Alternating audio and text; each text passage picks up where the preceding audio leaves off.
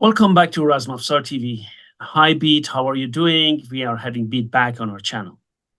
I'm very happy to be back and I'm doing well. Thank you. I hope you're well too. Thank you very much. It's here freezing cold. It's really below zero in Celsius, of course. But I Mhm. heard that it's very hot in Australia, right? Well, for me, this is 9:30 at night, Yeah. and the temperature in this room with a fan on is 27 degrees Oh, God, Celsius. it's so hot. Unbelievable. Okay.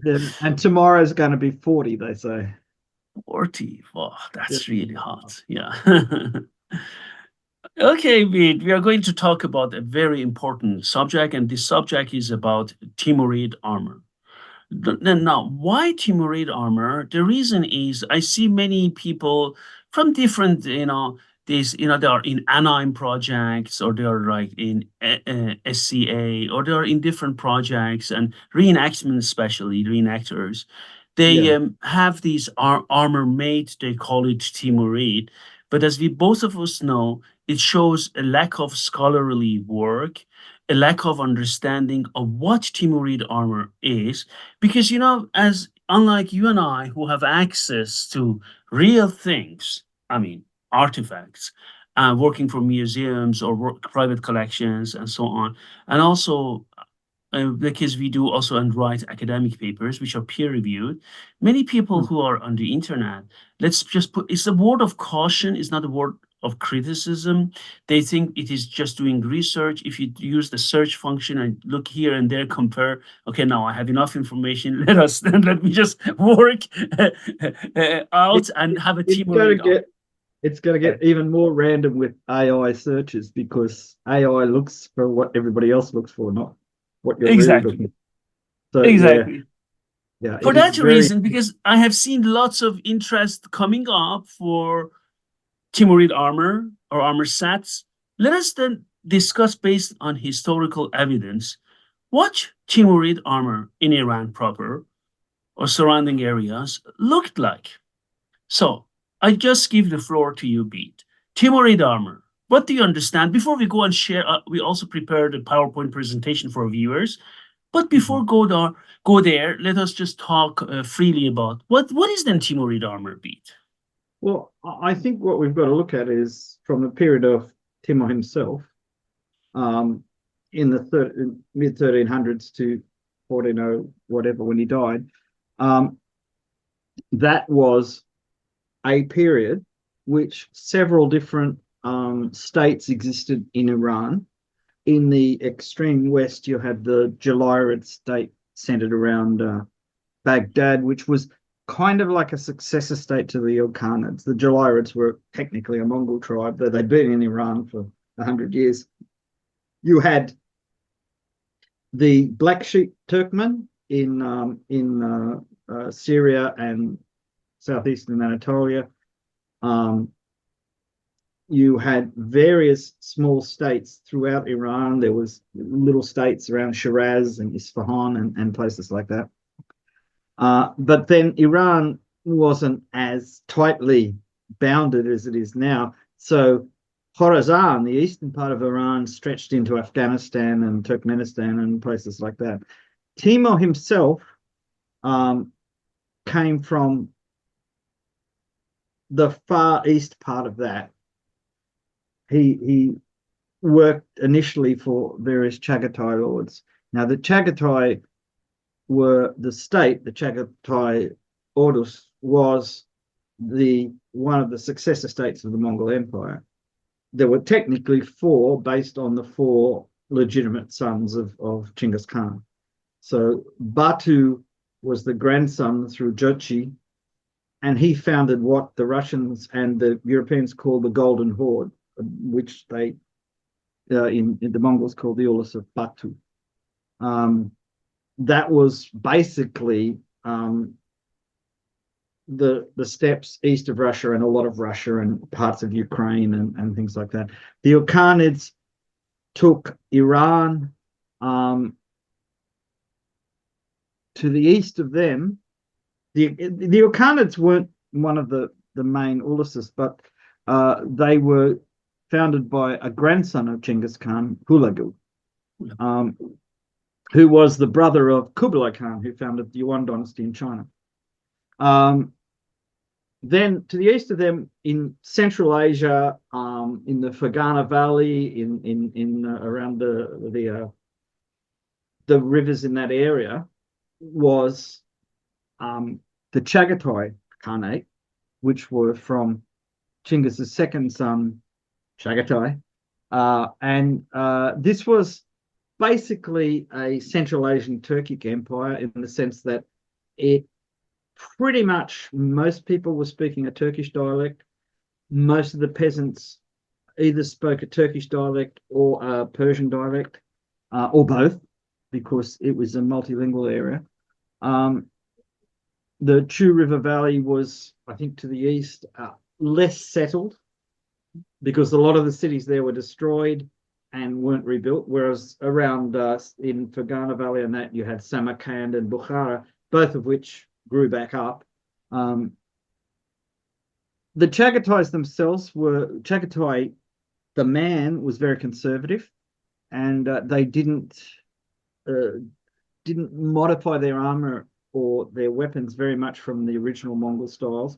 And it's interesting. I think in the Baba Namar, Baba, who was a descendant of Timur on one side and the Chinggisids on the other, said when he got chased out of Samarkand several times, and he was often on the run before he started to conquer northern India.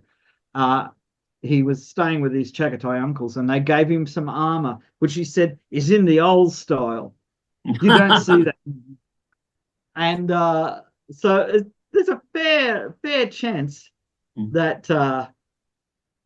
they in the Chagatai area that people were still using classical Mongolian armor.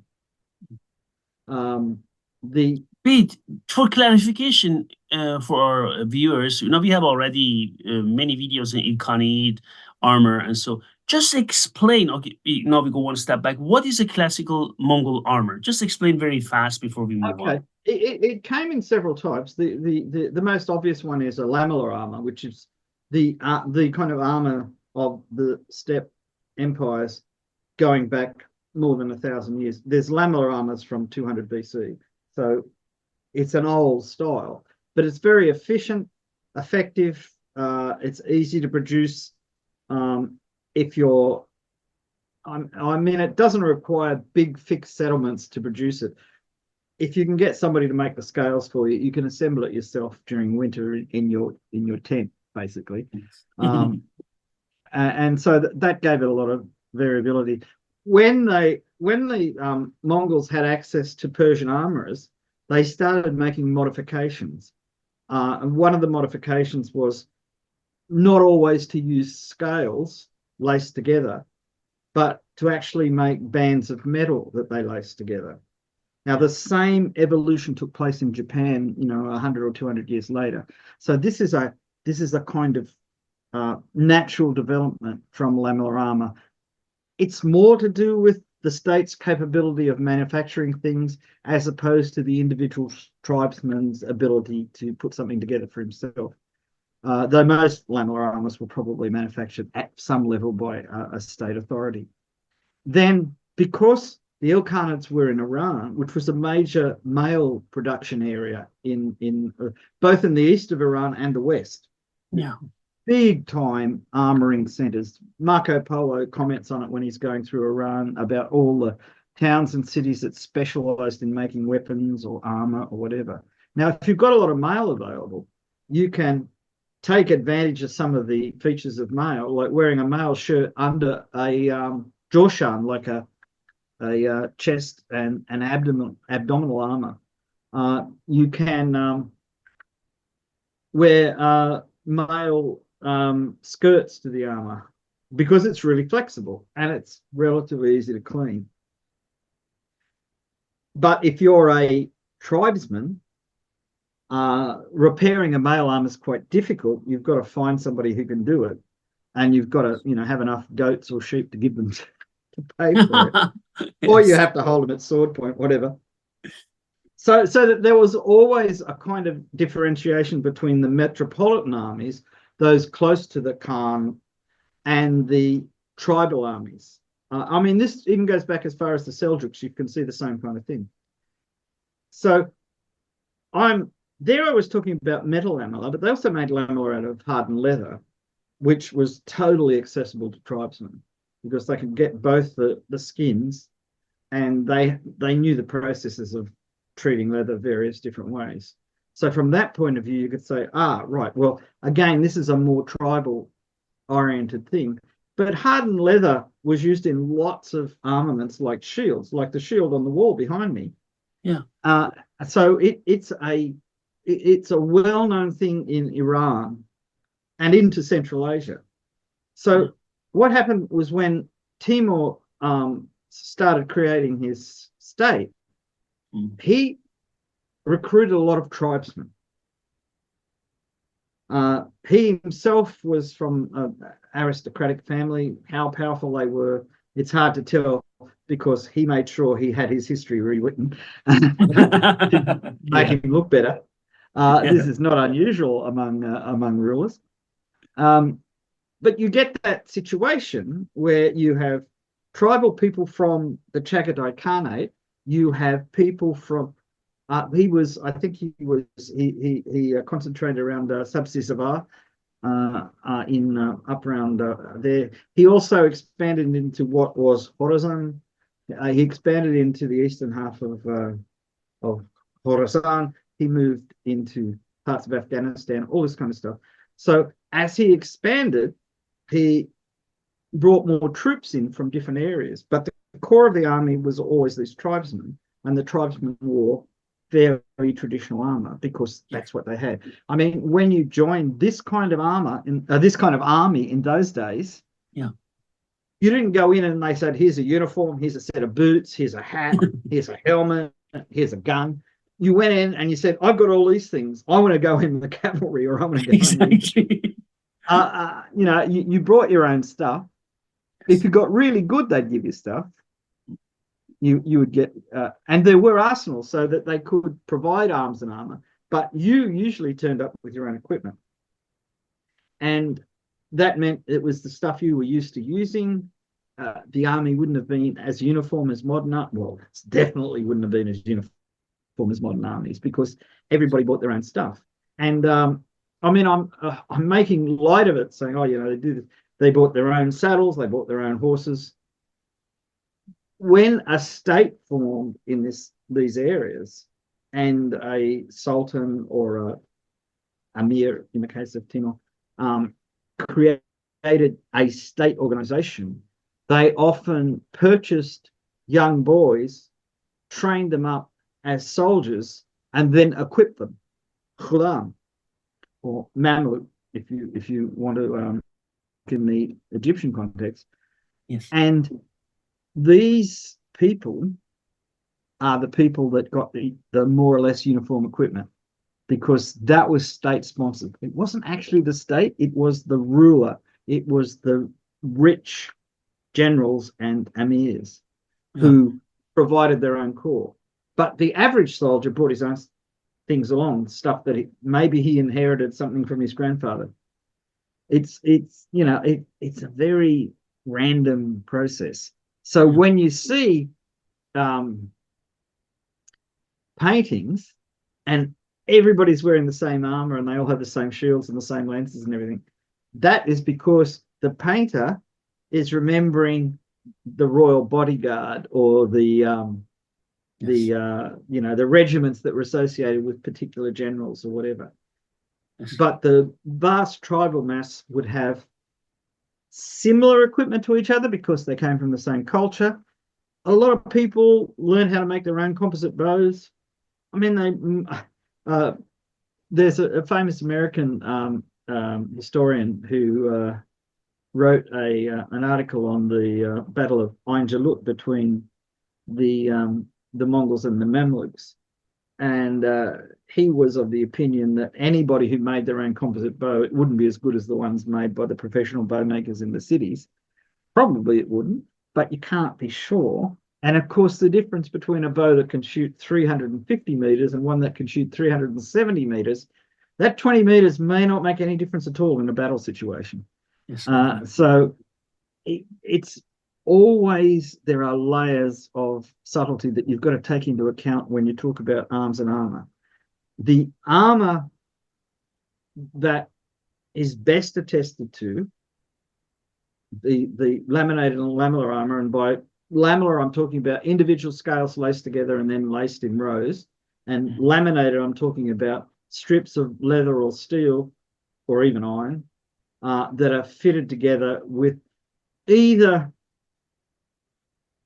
fabric bands instead of individual laces, or they can be laced together. I've seen paintings showing them laced together. I've seen a few artifacts that have been published that look like pieces laced together.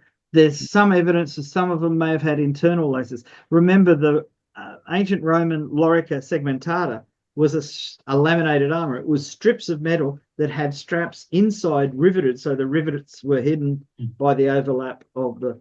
So this, it didn't die out. In Western Europe, when they were making full plate armors, there was a type of armor called anime, which had nothing to do with Japan. It was individual articulated bands to make the armor more flexible.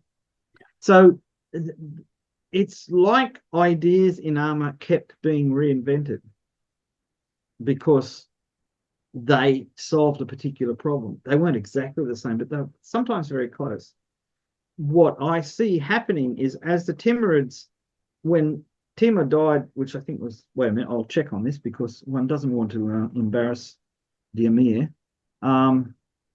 He died in February in 1405. So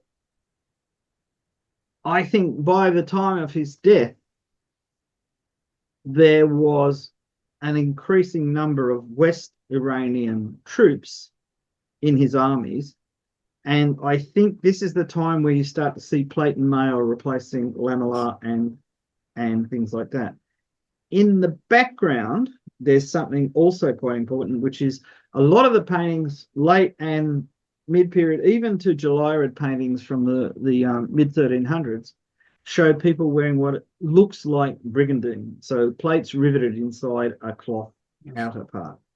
And we might discuss that in more detail later. But that shows that it wasn't a uniform style of armor, though in the paintings, often they'll show one style of armor on one side and a different style on the other side. Yes, they do. And that might be to try and emphasize the ethnic diversity. Yes. Or it might be because it looks better in a painting. You can tell the good guys from the bad guys. Exactly. So, yes, that's true. I mean, it's why Rustam always wears a tiger skin.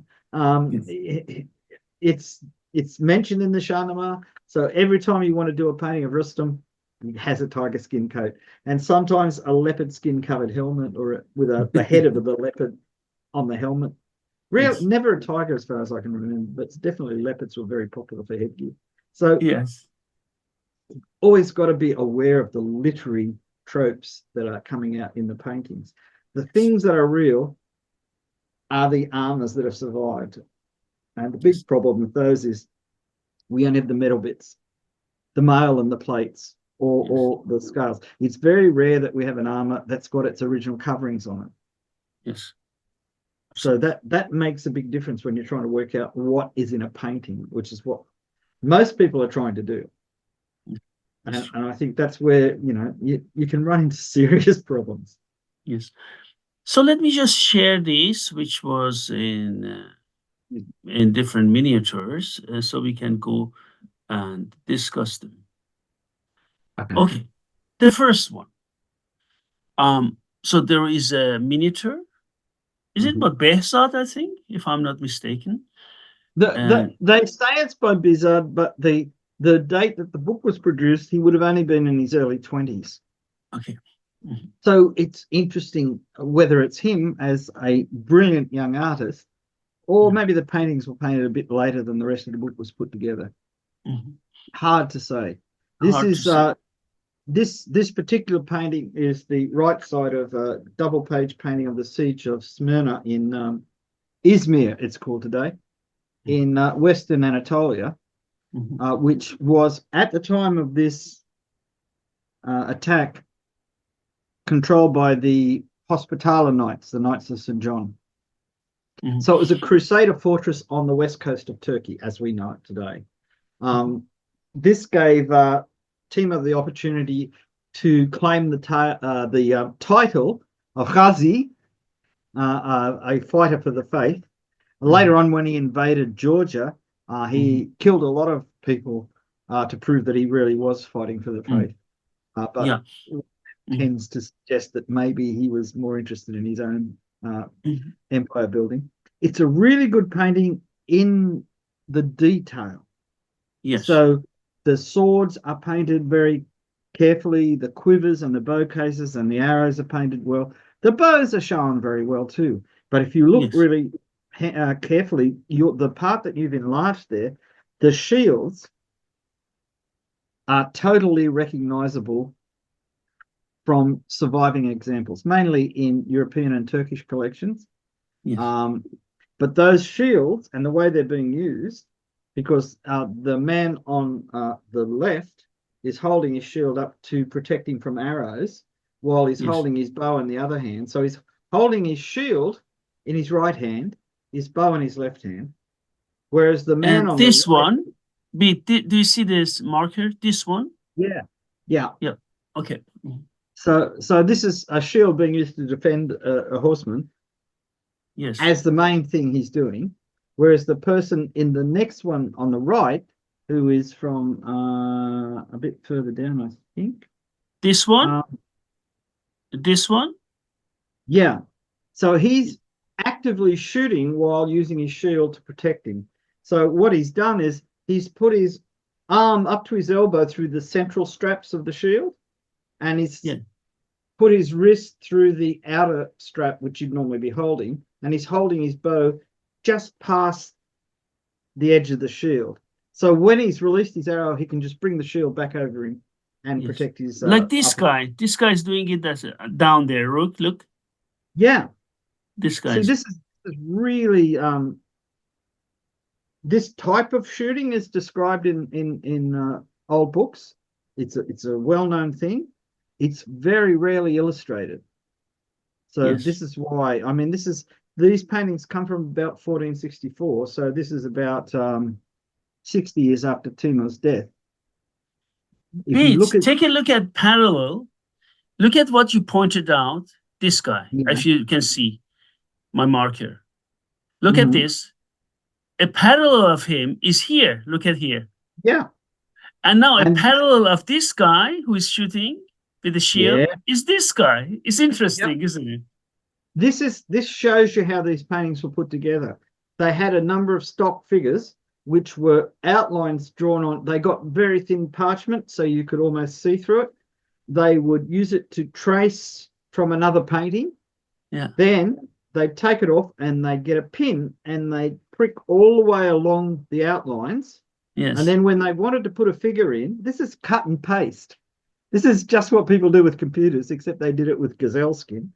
They would put it where they wanted it, and they would get a bag full of powdered charcoal and just pat it over it, and then they would have a dotted outline of where the figure was to be. So in this case, all they did was change the color of the shield and the clothes. Yes. And this is why it's really dangerous to rely entirely on something and say, this is what people were doing. It may only be that's the figure that artist had access to, because it's a lot easier to do that than compose a figure from imagination. The Pete, other thing, take a look at the picture, the close-ups on the right side. Look at yeah, this guy and the other guy, these two warriors. What do we see in the armor they're wearing here? see they're wearing a almost sleeveless outer garment, which is Yeah. covered in little gold rivets. Yeah. And those rivets are in patterns. Now, on the purple jacket, it's clearer. You can see they're in patterns of three, Three. sometimes two up, one down, sometimes one up, two down. Now, that could be a real pattern of rivets because there are European brigandines that have a three rivet pattern like that, though they're always facing the same direction.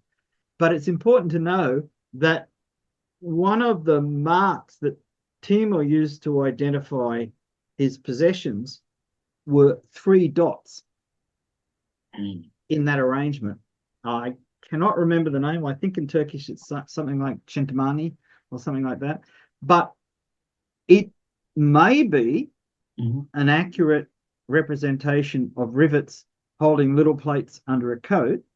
Yeah. Or it may be just a pattern on the cloth. And we can't tell because it's a painting, not a photograph. But my guess is that whatever it is, probably it started out with a coat with rivets on it, and the artist may have rearranged them into 3 dot patterns because of its relationship to Timur. Please take a look at that. This person on the right side is wearing bazoo band, but the one on the left doesn't. Yeah. And that, see, there's what's the other thing different between the 2 riders? The person on the left without bazoo bands doesn't have armor on his horse. The person on the right does have armor on his horse. Oh, that's right. That's true. So maybe the person on the right represents a more heavily armored person, but the actual collection of weapons is pretty much the same. Same. I'm just looking. I can't tell from that painting if he has a mace under his right leg. But there could also be another possibility. The person, this person without an armor, horse armor, it could be that he put his horse or bathed his sword in water of life. I'm just kidding. I couldn't resist that one. Yeah, I think he may have done that. I think the major reason would have been economic rather than that. Yes. But it's interesting because what we're seeing, these guys are shooting at a castle wall. You can't see the castle wall in this painting, but you can on the other side of the painting. You've got on the extreme left of the painting, you have men holding up mantlets or pavises, and there are crossbowmen behind them, which is a very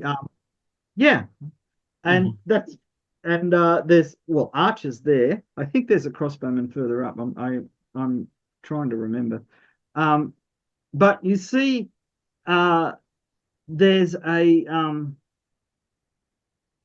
there is a crossbowman here on top. Do you see that here? Yeah, he's a crossbowman. Yeah, he's one of the defending knights of St. John. It's funny that some of them are wearing 2 or 3 of them are wearing those little Kazakh white hats with the split black brims. Yes, they do. Worn today. I've got one. I've got one from Xinjiang or somewhere. So it's very interesting from that point of view. But what I was trying to say, why would the guys on horseback be shooting up at the castle walls? Because they'd be further back, and it would be dangerous to get too close because the horses are a really big target. And the answer is that everybody wants to take part. I mean, doing a Parthian shot, that is riding away and shooting backwards at a castle wall, is not a very effective way of using your archery skills. But it makes a great painting. Yes. So it's important to realize that some of the things you see are probably nothing to do with what really happened. Yes. But on the other hand, people might have just felt like shooting a few arrows at the castle while they were waiting for the gates to be knocked down. It's a painting, so you can't tell. You may notice in the bottom right hand, the figure is supposed to be Timur, riding the bay horse with the green scabbard, and this guy. This guy. Yeah. So that's Timur, and the other thing that's noticeable, they all have what I would call Jalaya and Timurid bridles on their horses, which are similar to some of the bridles still being used in Afghanistan today. And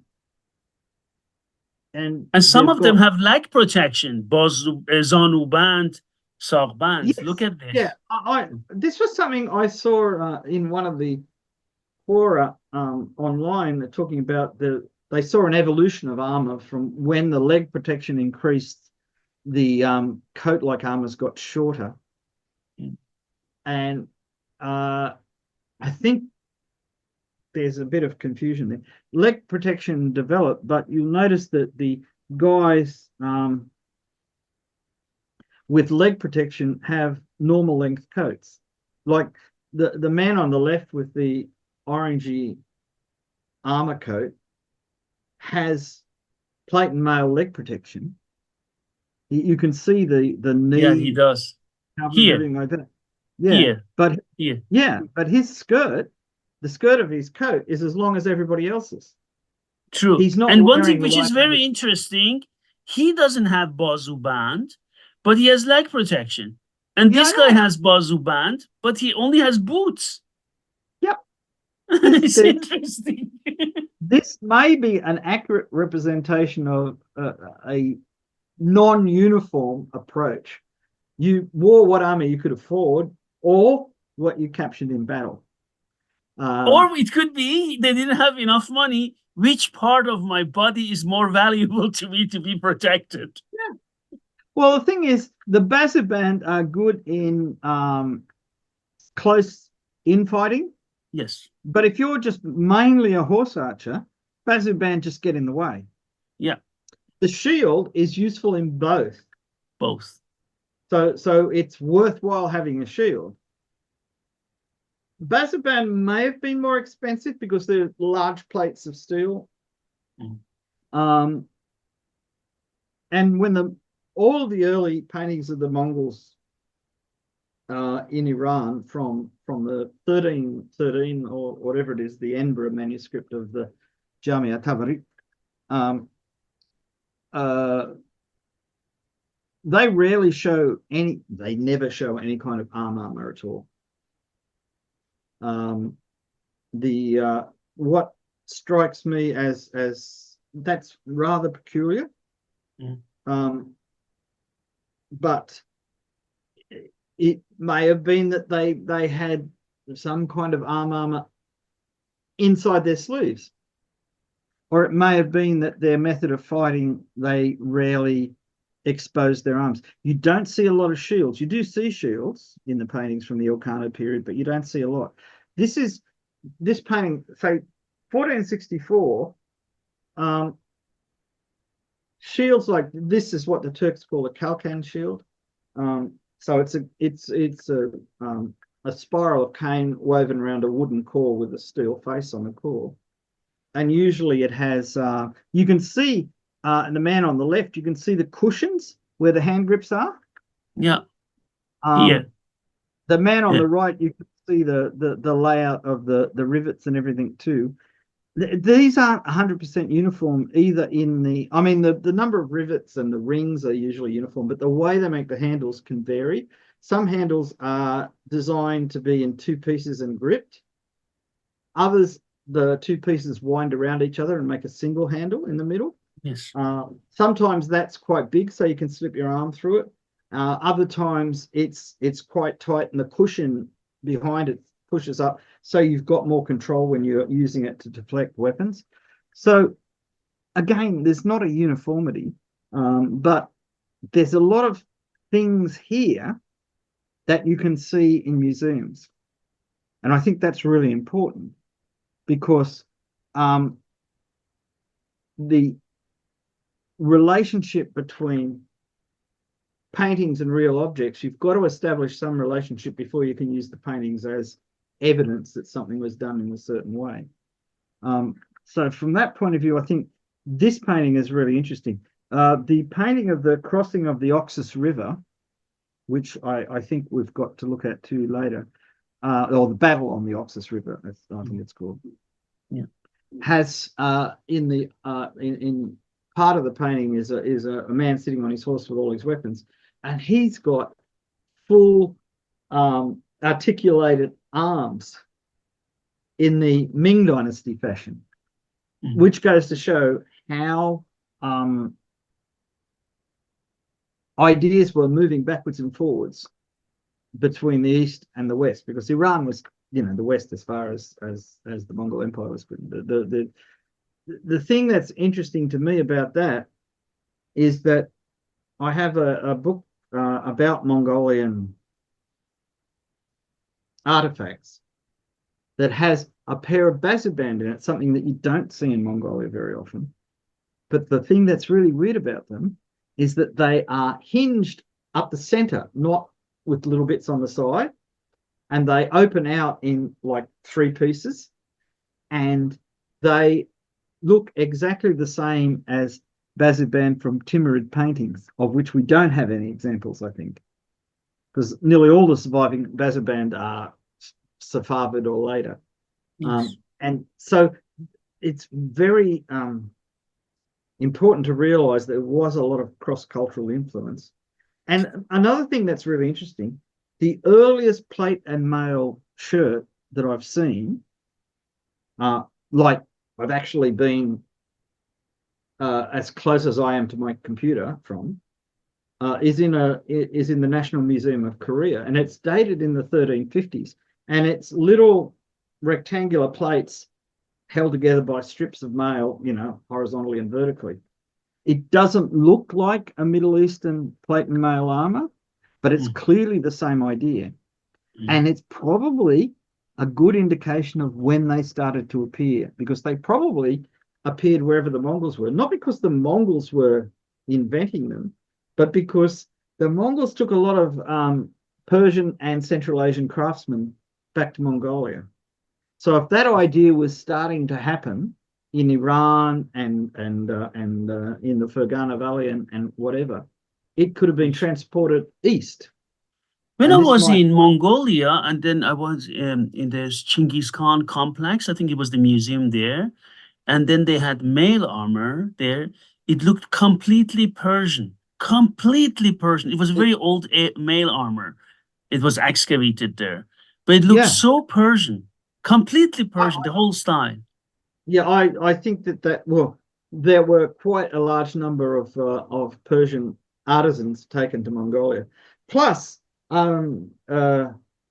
Kublai Khan had a bodyguard of Alans from the Caucasus, and Oh, the Alans are from near Dagestan, which was a major arms and armor center.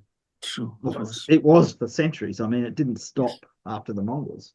Yeah, So this is what I mean. We may say, oh, here's a Mongol feature in Persian armor, but it's quite likely that you're going to find a Persian feature in Mongol armor as well. And what I think we see gradually happening is that this is after lamellar and laminated armor had become quite rare. So yes, these coats they're wearing, which, hey, they may only be armored from the waist up. Maybe the skirts are just the coat, or maybe the skirts are fine mail, like plate and mail armors are. So you can't tell because it's a painting. It's not the real thing. But there are surviving armors at Koyunlu, and maybe Karakoyunlu, um, that and like see a lot of the Mamluk armors in the Topkapi and the Askeri Museum and things like that were the ones that were captured when Egypt was captured. Well, they were captured in 1517, but the armors themselves may have already been 50 years old.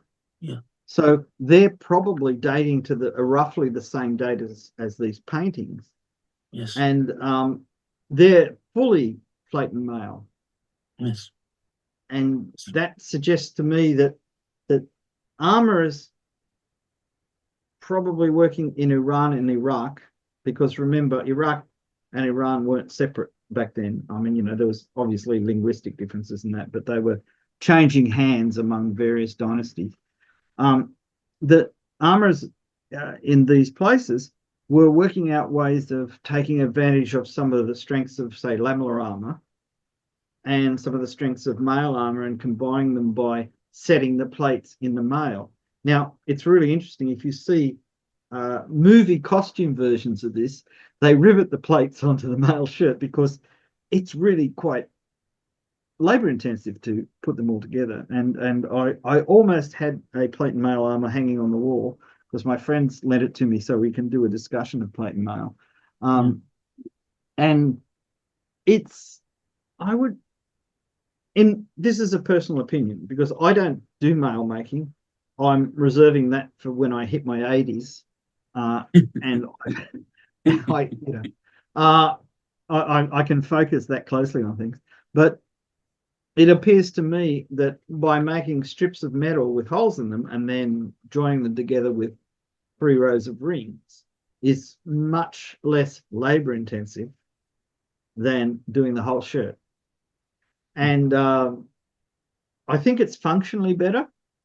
I think it's lighter because it Yes. takes a lot of metal to cover an area in mail, but Yeah, a plate absolutely.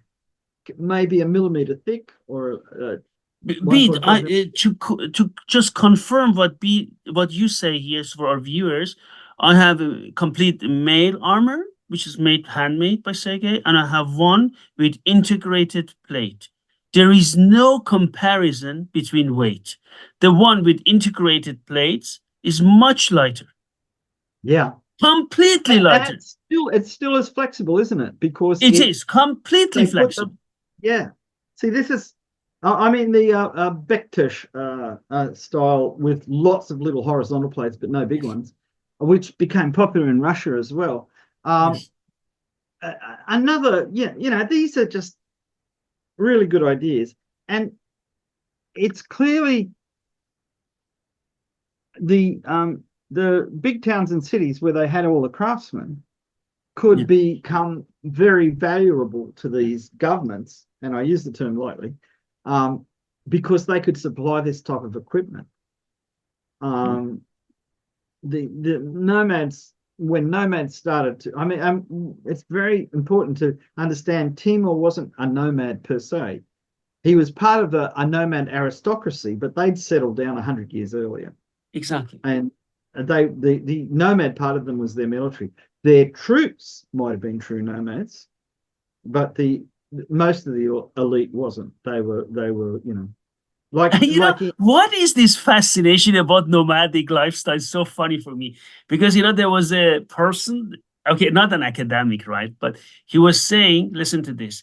Timur never left his horse. There were times where he stayed on horse for 100 days and nights.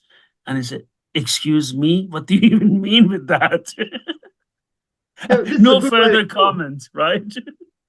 Good. See, this is what happens when people start talking about things that either they haven't thought about deeply enough or have no practical experience of. Exactly. You don't want to stay on your horse day and night. The Mongols Exactly. in particular used to take a number of remounts so you weren't sitting on the horse all the time because it wrecks your horse. And it doesn't do very much good for you either. No matter how well made the saddles are, you're going to be really sore after the first 5 or 6 hours. Um, Exactly. but the other thing is that Timor moved around a lot, and a lot of the successor states to big nomad emperors kept that up. But you've got to remember that the Achaemenids moved their capital successively during the year from Persepolis to Susa to Babylon and Yeah. back Yes. to take advantage of the weather. Even the Qajars moved around a lot in the 19th century They did. because the military advantages of having a mobile court and army, I should say, I keep saying armor when I mean army, is that you can relocate to somewhere closer to the action when you're trying to stop an invasion or something, or you can move your whole court out of the way. Yes. If your kingdom is centered on a city and the city falls, your treasury is gone, your administration is gone. Uh, all roads lead to Rome, and when Rome is controlled by somebody else, then the whole system doesn't work properly. Whereas in places that had contact with nomads, they learned that being flexible, being able to move around and get out of the way of danger and come around behind and whatever, that was a practical thing, whether you lived in cities or not.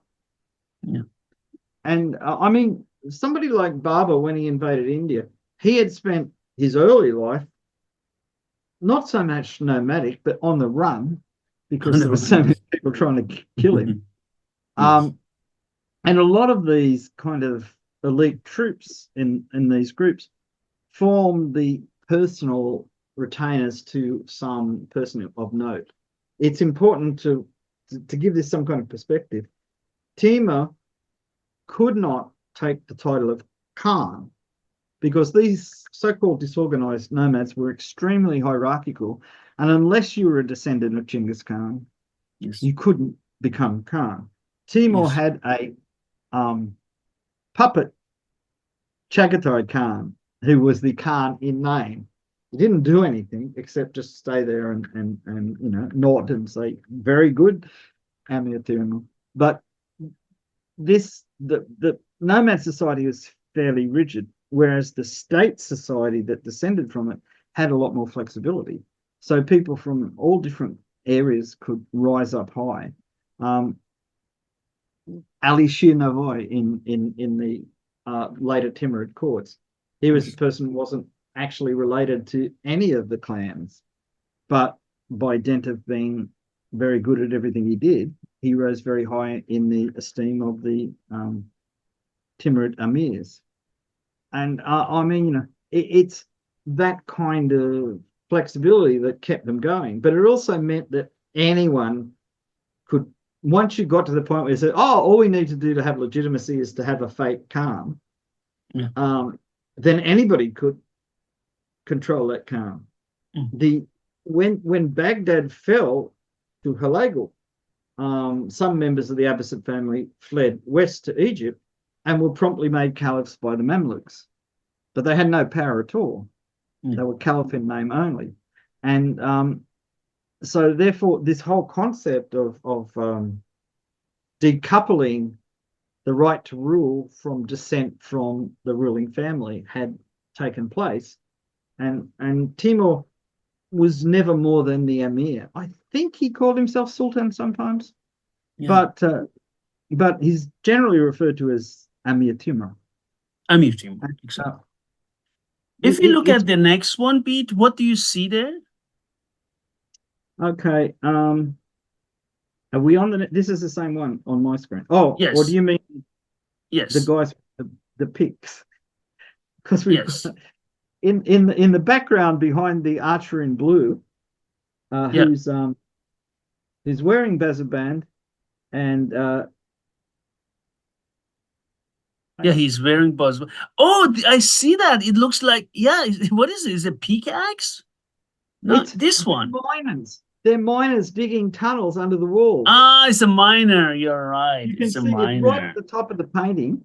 You can see Yes. them lifting up buckets of earth from the tunnels they're digging. Yeah. Here, they're And you miners. notice Yeah. that people doing this, who aren't so much soldiers as engineers, they have little purses on their belts and little cards hanging from the belts. They're not wearing swords or anything like that because they're not Yes. civilians so much, but they're employed by the army, but they're not Yes, here. warriors. Yes. There's Yeah. a funny story in Usama ibn Munqidh's memoir where he's talking about they had, I think this is in the 1100s in Syria. They one of the Seljuk emirs had imported some Khorazanian or Khwarezmian miners to dig tunnels under a Crusader castle wall. And he wanted to go in and see how they did it, and they chased him out because that was their trade secret, how they braced the tunnels and set it all up to collapse. And they wouldn't have anything to do with this guy coming in and watching what they were doing. Oh, incidentally, if you have a look at on the left-hand detail, Uh-huh. there's the man in the yellow coat shooting, and he's wearing Yeah. buzzer bands as well. Yeah. Behind him, the man in the red coat has a drum tied to the pommel of his saddle. Yes, I And see that here. that's a rank symbol. In the Mamelukes, they called somebody that did that the anamir of drums. So you had to be, I think, a commander of 10 or 100 before you had the right to have one of these little drums. And the drums aren't designed for military use. They're designed for hawking. Mhm. And they used to have a little strap and they'd beat on the drum with the strap to attract the hawk to come back. And in military use, they used them as a similar way to communicate to people within the close area. They weren't meant to be heard across the whole battlefield. There's a story about the Pechenegs, I think, fighting the Byzantines, where the command to turn to the right was the leader rattle his quiver, and that noise could be heard by the people directly around him. So everyone would turn to the right, and then the people behind them would turn to the right. And as they turned, they could still shoot at their enemies. So this is interesting to see that. It's quite common in later Persian painting. It became quite a common thing to show rank. There are paintings of people using them in hawking as well. And there are surviving ones, maybe in the Khalili collection. I think there might be one or two. They're quite attractive. They're basically just like almost like an upside down helmet with the skin stretched across the opening. Oh, the other thing to notice the helmets have very high spikes with little flags on the top. You know, I've seen examples of that when I was in Russia, in St. Petersburg. I saw exactly same shape there. There's a few in Topkapi as well. Okay. Now, whether this was a thing of the Eastern nomads or not, you do see it in Persian miniatures. It may be a particular tribal group that like doing this and like those very high pointed helmets.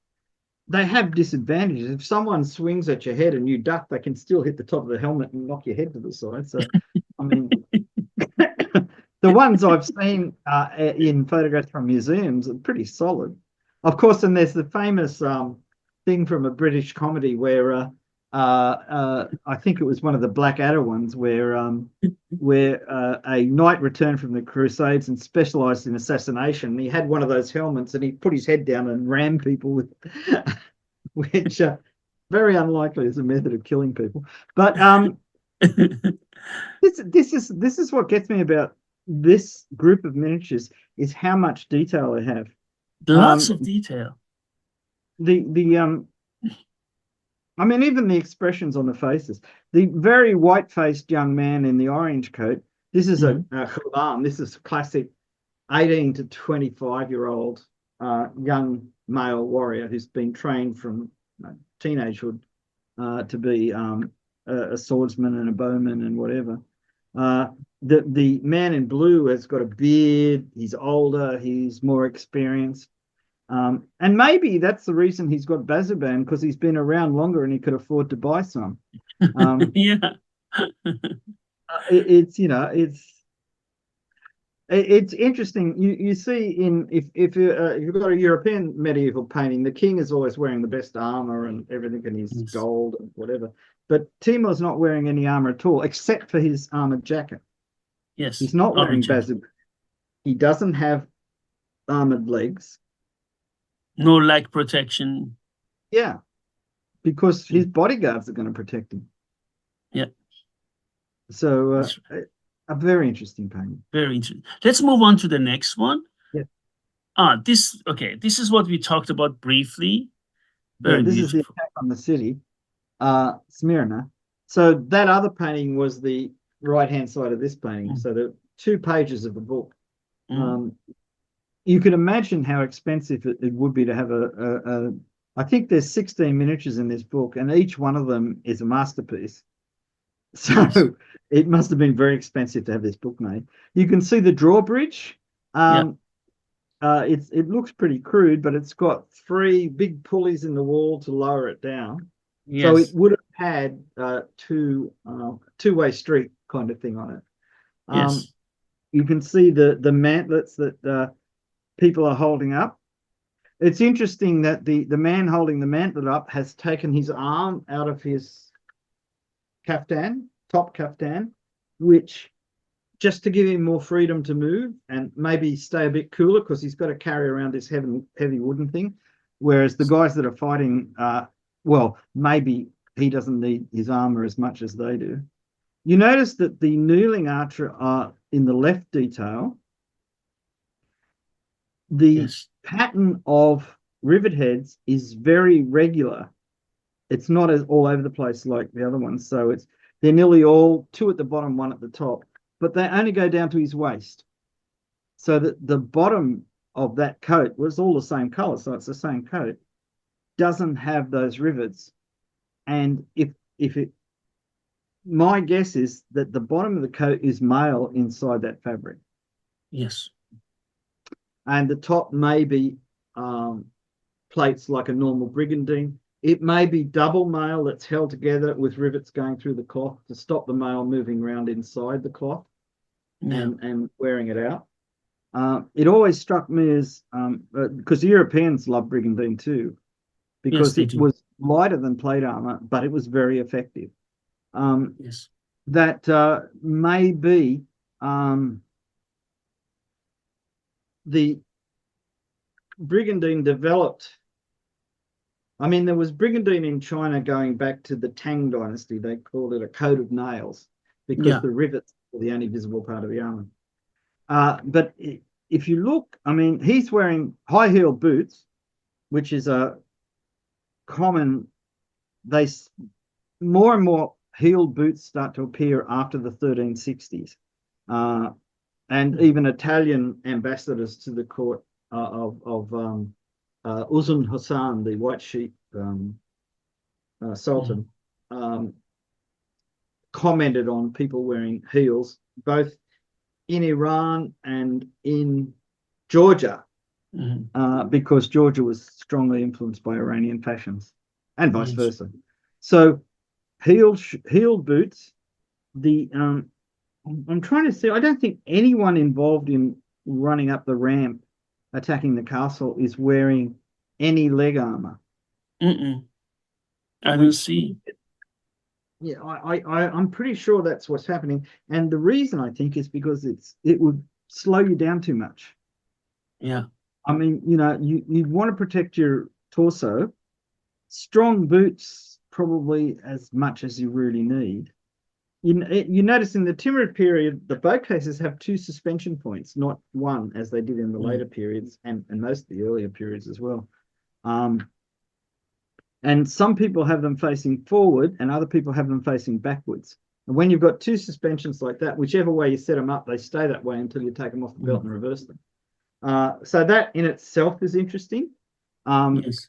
but again, when you look at paintings, you've got to ask yourself, is that a painting of something he saw, or did he just see people with reverse bow cases and decided to draw them with two straps because he saw bow cases with two straps? But in reality, the ones that he saw like that were with one strap. See, you just don't know. You've got to make an educated guess, which in general, the more educated guess, the less solid you are about saying what they were doing because you Mm. know how many things could not be Yes.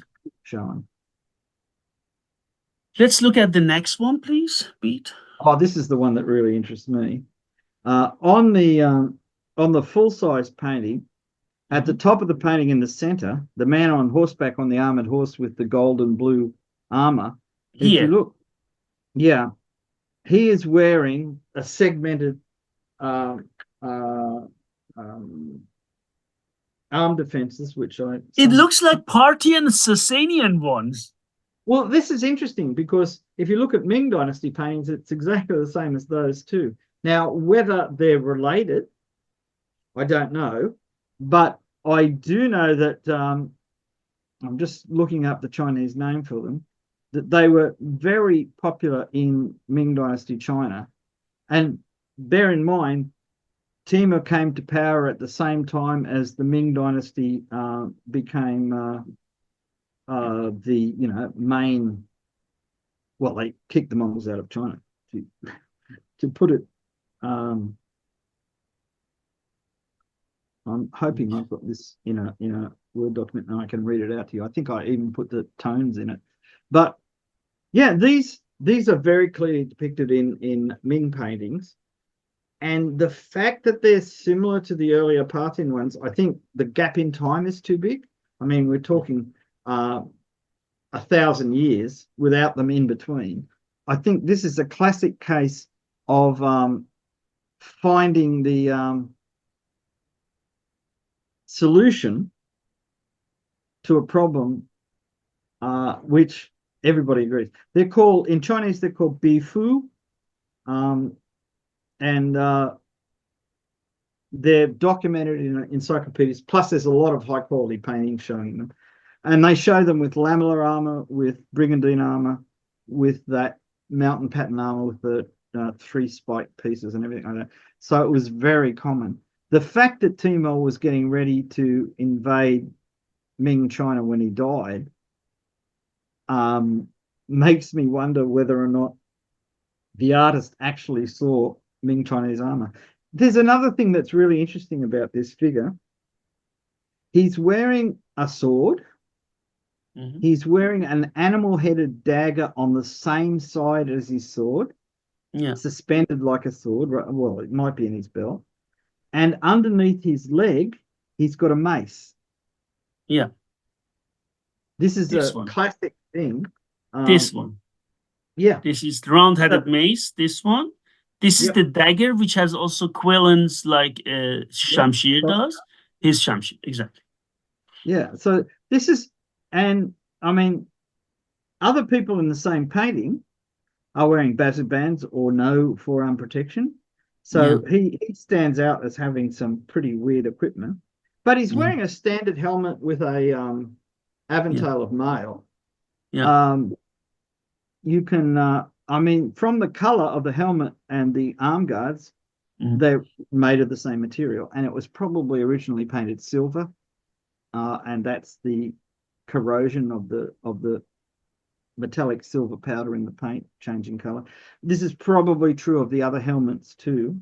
Um, Whereas the black quivers are probably meant to be black leather, um, because it's not that they didn't make metal covered quivers and bow cases, but they're dead plain. So almost certainly they're painted black to start off with. They did have a bit of problem with black paint in miniatures because sometimes they made it of vitriol and other minerals, and it ate through the paper and just left an outline of where it was, or damaged the paper on the other side. You notice again the man in the turban at the top of the left detail, which is in the center of this presentation. Mhm. He's shooting from under his shield as well. This The one. man, Let me just. This one. This one. yeah, him. Which is So here. Let me. he's got the Kalkan shield. He's got Yeah. Very yeah, fascinating. yeah, Very. and he's at full draw. The next guy has just released. The next guy is at full draw, but he's left-handed, Yeah. Yes. and he's really left-handed because his quiver is on his left-hand side. Yeah.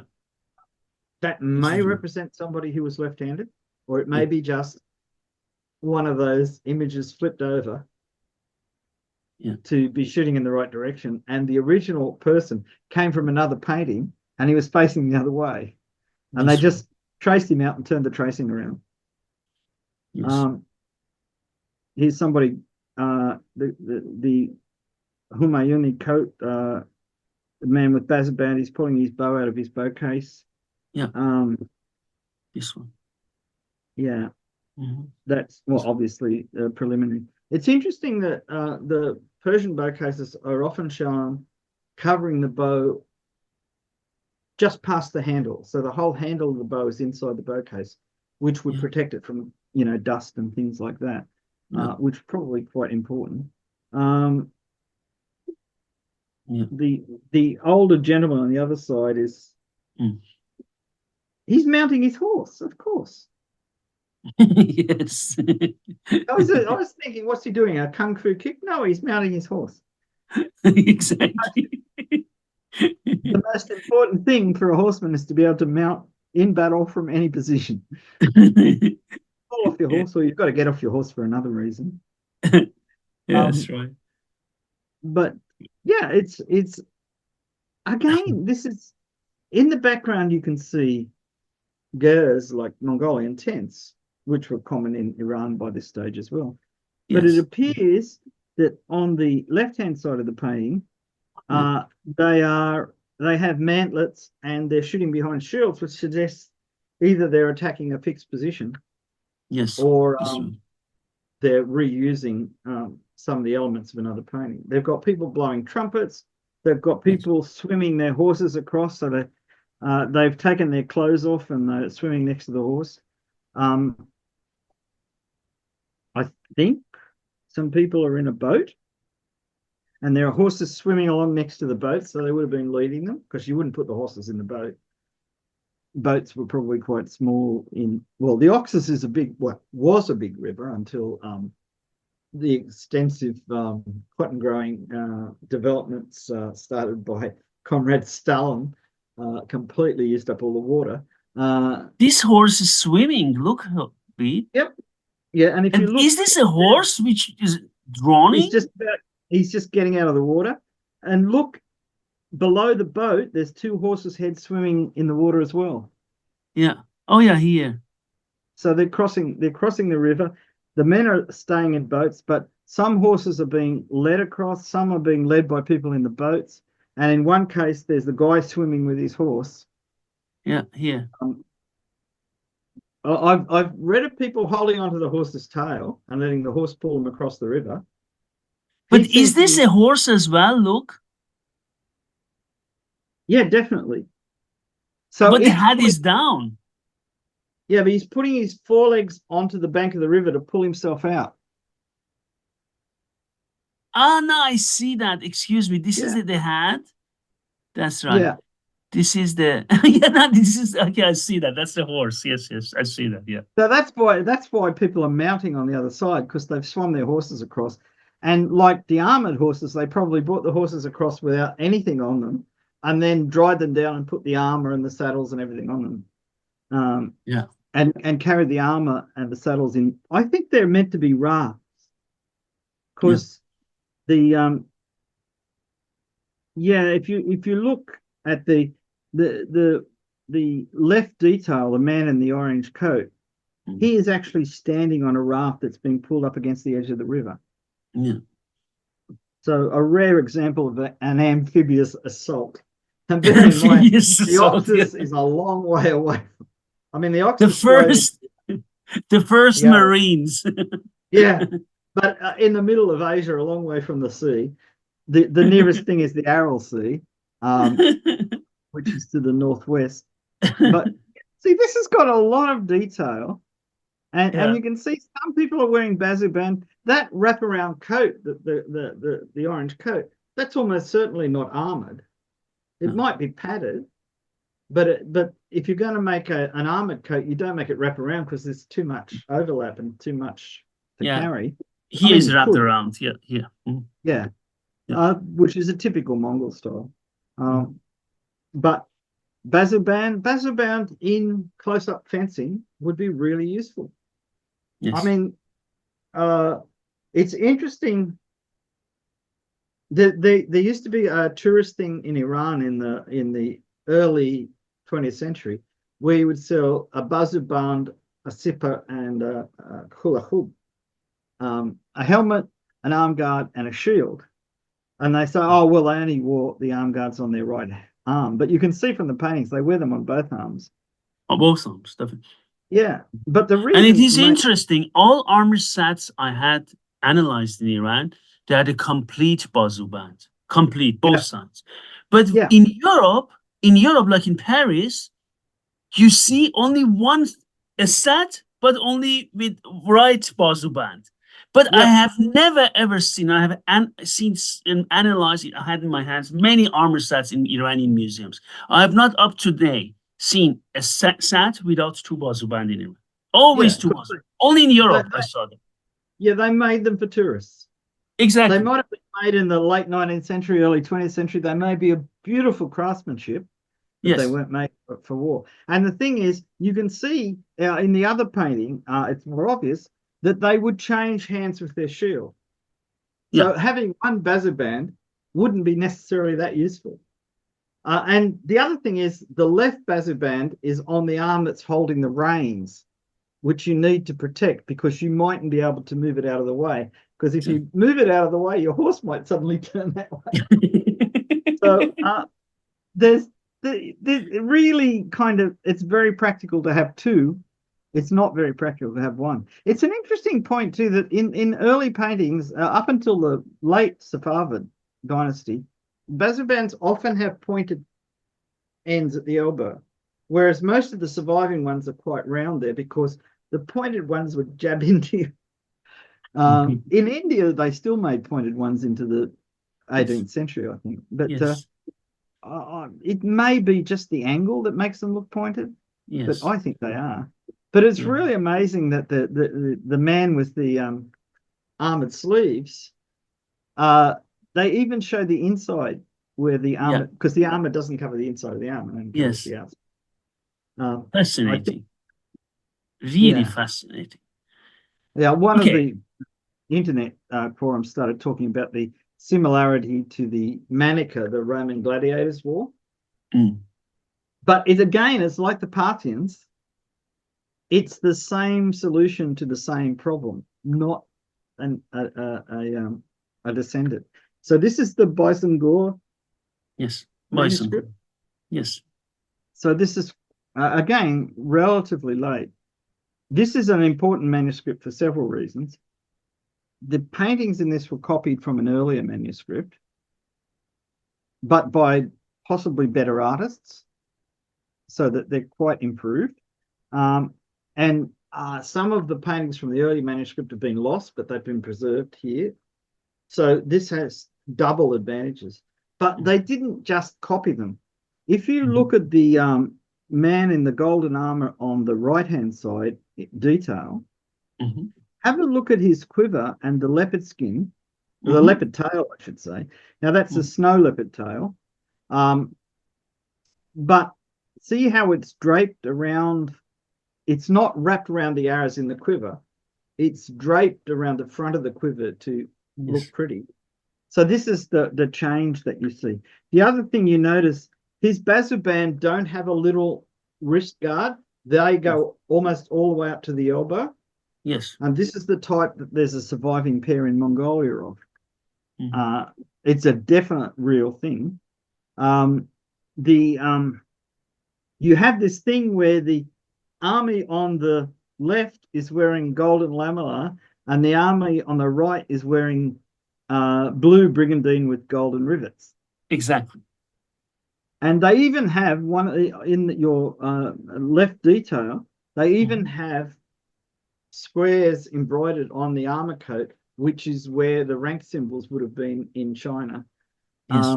They probably have nothing to do with rank symbols. They're just something that they like the look of. Now, whether real people had coats embroidered that way, which is quite possible because the fabric may have come pre-embroidered and imported, or it may have been woven in Iran to look like that, Mm-hmm. or the artist may have just put it there because he's seen it and he likes it, which is the problem that happens with some of the ones in Topkapi, where the artist has actually manufactured details to make a better painting of things that never existed in reality. Because we actually have the stuff out of tombs. We know how it was put together, and it wasn't put together the way that artists demonstrated. Yes. So this shows so many useful things. We've got rows of lances, rows of swordsmen with shields. The shields are about that big. So they're bigger than bucklers, but they're smaller than kalkans. Smaller. So Yeah. I've actually got one up on my wall. Iranian tourist shield, but it still looks quite nice. Yeah. And the Mm-hmm. the medals all shown gilded, so the helmets are gilded on both sides. The black aventails would have been silver in the original painting. The sword blades would have been silver.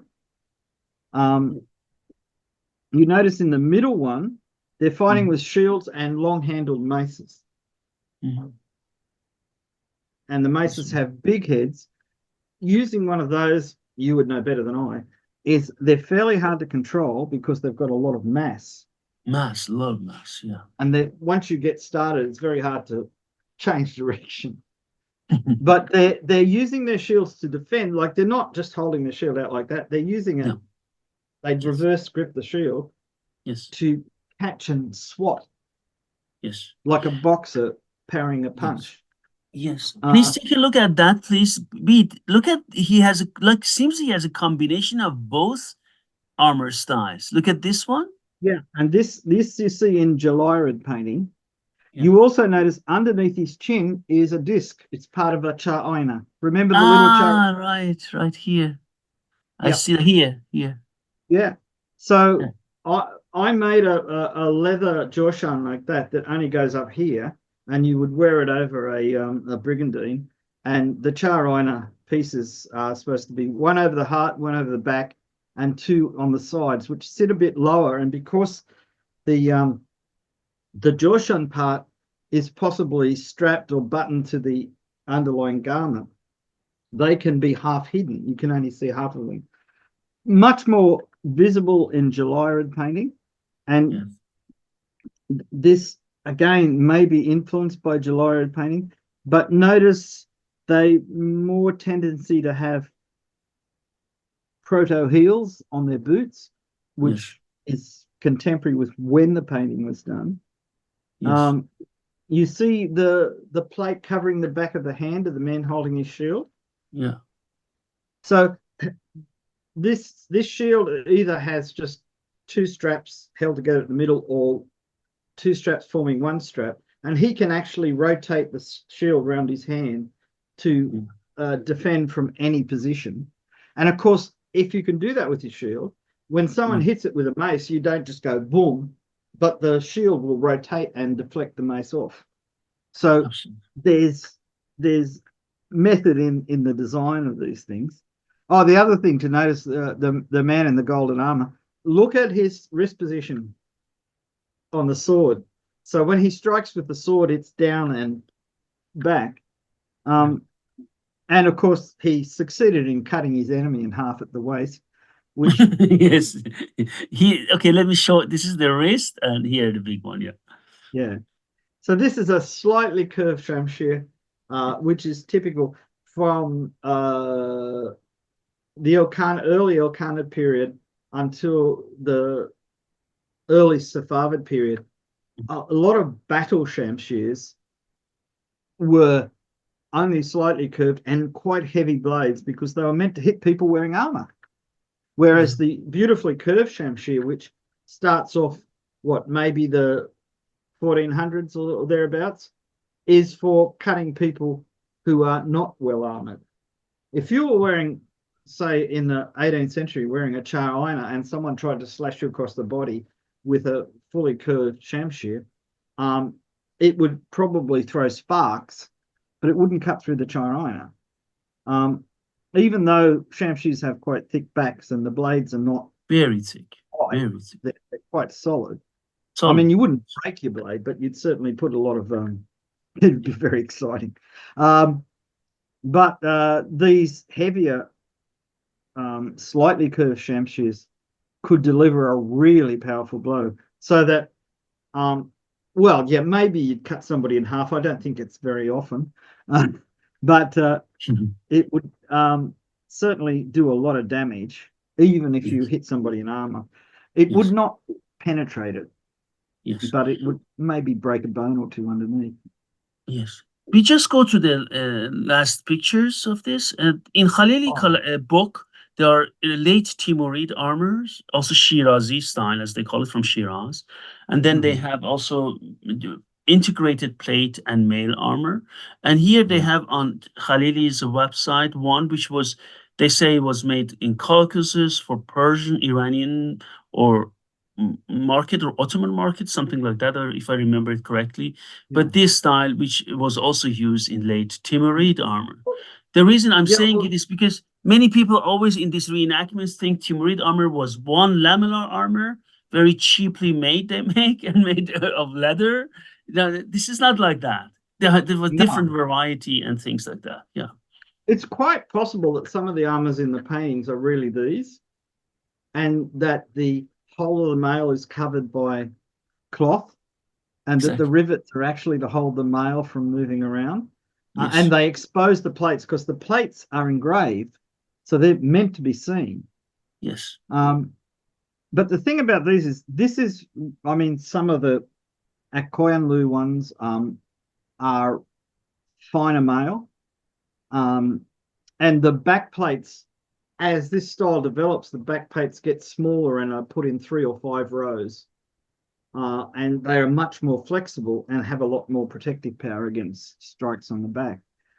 I feel that I've seen quite a lot of armors of this style, and I've got one from India that a friend has lent me, well, a long sleeve one. So the difference between this and the later armors is the later armors have smaller rings, and they have different size rings. Like the gusset that goes under your arm often is finer rings. The skirts at the bottom below the waist are often finer rings, because in reality, if you're wearing leg armor under this, you don't need heavy rings on the bottom part of it.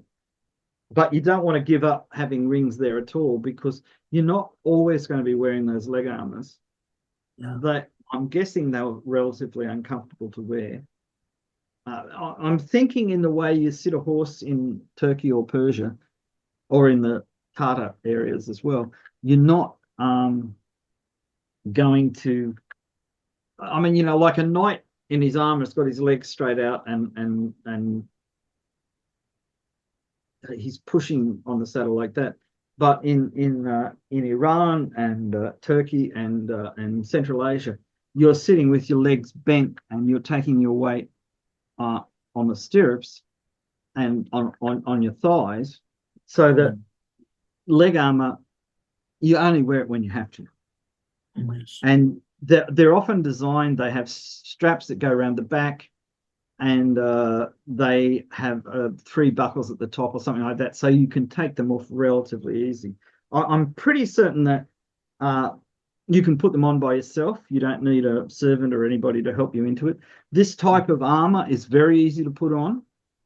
I actually, when I was young and thin, a very long time ago, I tried on a plate and mail armor, an original one. And when I put it on, it was like you weren't wearing it at all. It was very much lighter than I expected. It was really quite comfortable. But a warning, don't wear a white shirt under a rusty armor. It's not a good plan. Never did get the rust out of that shirt. Yes. But the thing is, it's to me, looking at it, it's the marriage between different armor styles. Yes. People have been making mail since the 5th century BC, and nobody thought of integrated plates into it until the 13 or 1400s. As I say, there's one in Korea, and that style of armor moved to Japan, where it was called tatami armor. Yes. I think tatami kozari. And it was, it was mail and plate as well, except the plates were lacquered red and they were very pretty. Yes. But this, unlike the Korean one, which is fairly uniform, like rows of plates attached by mail in like a checkerboard, this concentrates the plates in the areas where it's most important to defend. The soft parts of your body, your abdomen, where you do not want to get a sword cut, even a shallow one. If it gets through the muscle of the abdomen and nicks your intestine, you're going to die. You're going to die in a pretty awful way. Not straight away, but you're going to die. So it protects that area. There are plates down the sides to protect slashes under the arm. They don't protect the armpit, but they protect this bit down here. And there are those plates going down your backbone. It's a really good compromise between strength and flexibility. The way the plates end in the middle, where the armor opens and closes, suggests to me that this was attached to a fabric, because there's only a couple of rings holding each plate in place. And that, whereas the rest of the armor is super strong. Now, if this was meant to be worn by itself, you would imagine it would be easy just to run a strip of mail down on the inside edges of the plates that overlaps or something like that. But they didn't, and this makes me think it was part of a coat. I could be wrong, but you also notice it's got a kind of stand-up collar. Yeah. And this is an early version of this. I mean, there's a few of them from the 15th century, which is the time of those paintings, incidentally. Um, and a lot they were certainly used from probably the late 1300s on to maybe the 16th or 17th century, like the Yes. 1500s, 1600s. They were popular in Turkey. They were popular in Mamluk Egypt. They were popular in Iran. And they gradually became popular in India because India had all these qualified smiths to make this kind of stuff. Yes. So from their point of view, um, the Indians liked padded armors. They have the coat of 1,000 nail type armors with lots of rivets, but no plates underneath anymore. And sometimes inset solid plates. They liked that, but it was quite hot, and the padding was quite difficult in, say, the wet season because you just sweated and sweated. But Mm. this type of plate and mail coat, technologically, it was well within their ability to make, Yes. and it was lighter. And if you wore something over it, it was cooler. Cooler, yes. So, I mean, it's a very valuable design. The fact that it was used in India and used in Russia suggests how adaptable it was, because you Yeah. could adapt it by the clothing under it and the covering if it had a covering. Um, Mm. you do see there are Persian miniatures that show the plates and the mail in outside the clothing, worn on top. Yeah. Uh, Really quite detailed ones. I have a book on Azerbaijani miniatures, which some of which are around about Safavid period, and they clearly show the mail, the plates, and gilded links running down.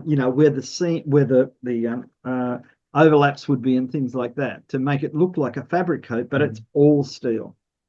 So Mm. yeah, I feel that, and I don't know how widespread it would be, because I think this comes of Timur moving a lot of skilled craftsmen from Iran back to Samarkand.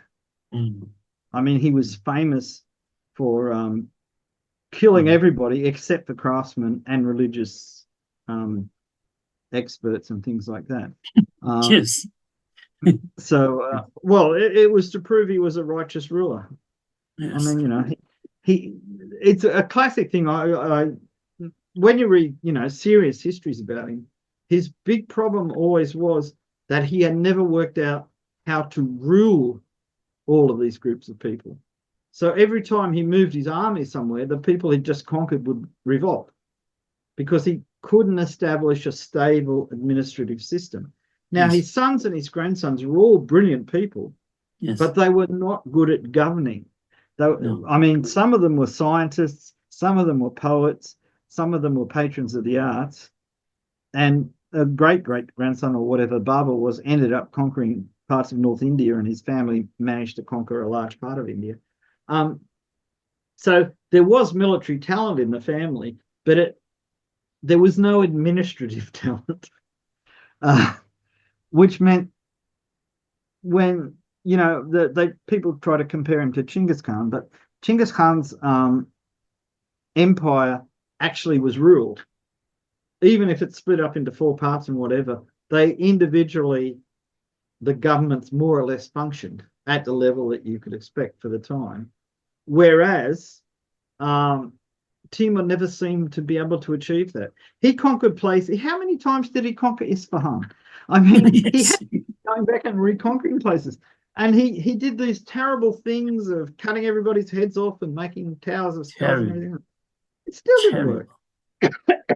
No matter how terrifying he got, people would still wait till he went away, and then they'd revolt, Did what? because living under the taxation and the extortion and the corruption of his officials was worse than being your city being attacked and your head being cut off, for some people anyway. So Yeah. it, True. he was very successful in his battles. He captured the Ottoman Sultan in battle.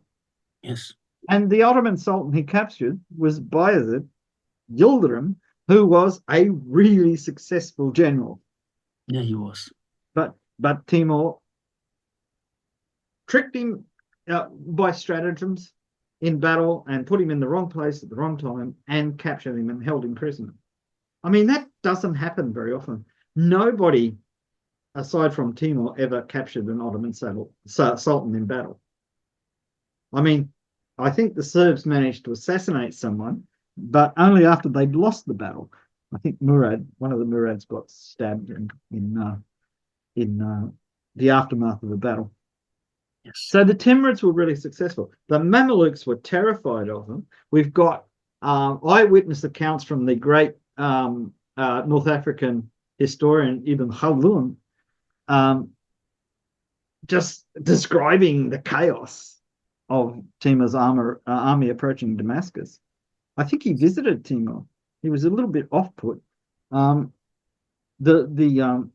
Castilians, because there was no united Spain at this time, sent an ambassador, Clavijo, who went all the way to Samarkand, met Timur and described the camps and all this kind of stuff. There is some description of arms and armor in Clavijo too.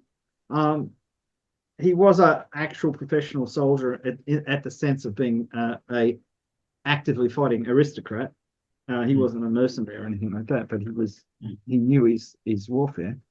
They were simultaneously impressed and a bit scornful because so much of the army was tribal forces with their tribal equipment.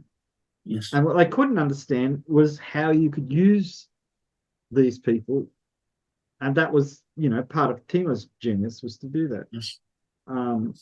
He was a very active person.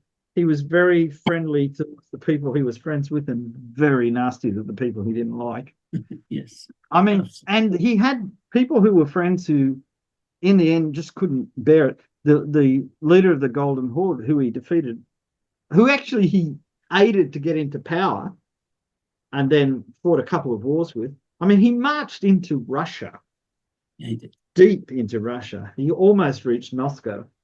But he fought Toktamish, who was the Khan of the Golden Horde. And there's a very famous painting which was never finished, but exists, another 2-page one, which has the pretty certain the Timurid forces, half of their cavalry dismounts and are kneeling and shooting at Toktamish's army, who were all still mounted, so that they were flexible. The Mongols in Iran did this too. In one of the battles against the Mamluks, they dismounted and started shooting from foot, possibly because their horses were too tired. But the fact was they were flexible enough they could say, oh, we normally fight on horseback, we'll get off. Timur did this too. And looking at those paintings, you can see depictions of people that have got those quivers and bow cases are meant for cavalry. Yes. I mean, I make quivers like that all the time, and I use them all the time, and they're really comfortable and that to use. But in all descriptions of, say, archery matches in Persia or in Turkey or in Egypt, you don't wear a quiver to an archery match. You carry your arrows. Quivers are associated, that type of quiver, Turkish, is associated with the military and particularly the cavalry. So, and what we've seen in those paintings is certainly the brigandines, if they've got plates under where the rivets are, they stop at the waist. As I said, wearing garments of mail between layers of padding goes back to at least the 11th century. I think it goes back much earlier, I think to the 9th century. So there we've got clear examples of clothes that were practical, armor that was practical. But the depictions of lamellar armor in Timurid are almost always copies of earlier paintings. They're not representing what the people at the time were using. But again, that's the main professional core of the army. Lamellar could have been worn by tribal horsemen who made up maybe 70% of the army, but they Yes. wouldn't be wearing gold embossed lamellar because they weren't rich enough. Yes, that's right. Thank you very much, Pete. It was a very informative discussion today about Timurid era or Timurid armor and armor sets. Thanks a lot. And I wish you a nice day and hope to see you soon on our channel again. Yeah, oh, definitely. Thank Thank you you. very much. Goodbye.